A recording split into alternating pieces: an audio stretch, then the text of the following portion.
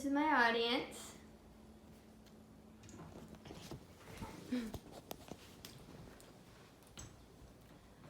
Women have been treated unequally for many years. Women have not been treated equal to men, and it is now 2020, and everyone should be treated equal, no matter your gender or your race. If women have the same job qualifications as a man doing the same job, they should be getting paid equally. Today I'm going to talk to you about how unequal pay has been an issue for many years, how paying women equally can have many advantages, and what can be done to close this pay gap. Unequal pay has been an issue for many years. The U.S. Equal Employment Opportunity Commission reported that in 1963, the Equal Pay Act was passed. This act was put into place to try to eliminate the pay gap.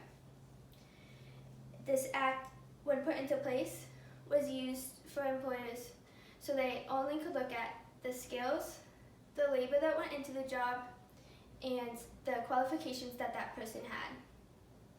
This was to try to eliminate any gaps between gender and race.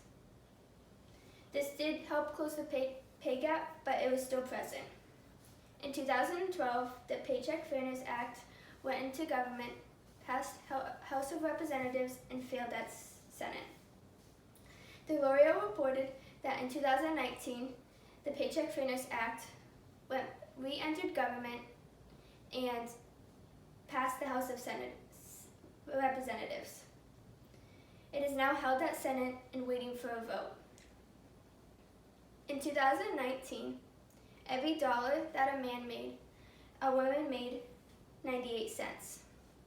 This doesn't seem like a lot, but if you do the math, if a man is making $50,000 a year, a woman is only making $49,000 a year. This means that a woman is losing out on $1,000 a year, not because of her qualifications or the labor that goes into the job, but just because of her gender. This brings me into my next point. How a woman being paid equally has many advantages.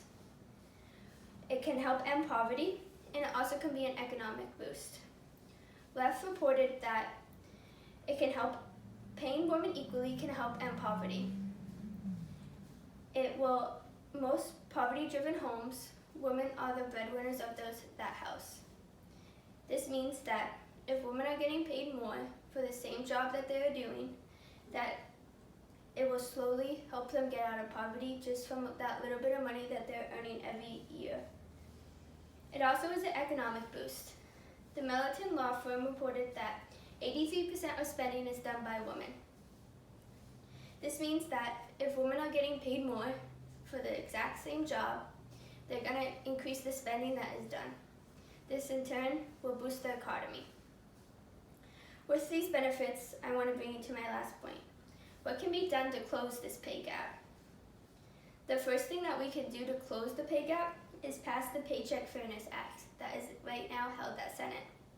Passing this act will slowly help to close the gap that is still present even after the Equal Pay Act was already put in place.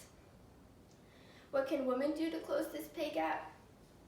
They can seek promotions and negotiate pay.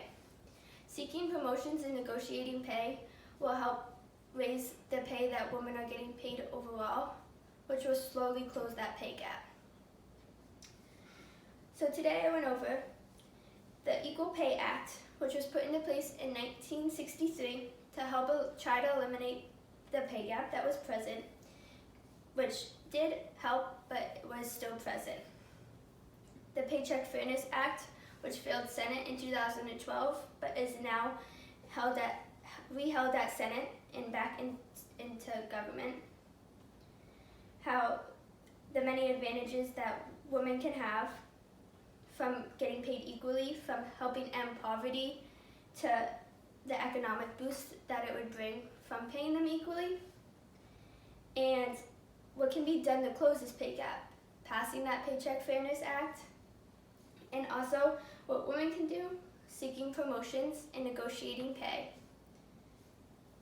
Paying women equally is way overdue and should not be present in today's society. I hope now that you've learns the benefits and advantages of paying women equally and what it does to affect our economy and our society, that you agree with me that women should be paid equally. Thank you. This is my audience again.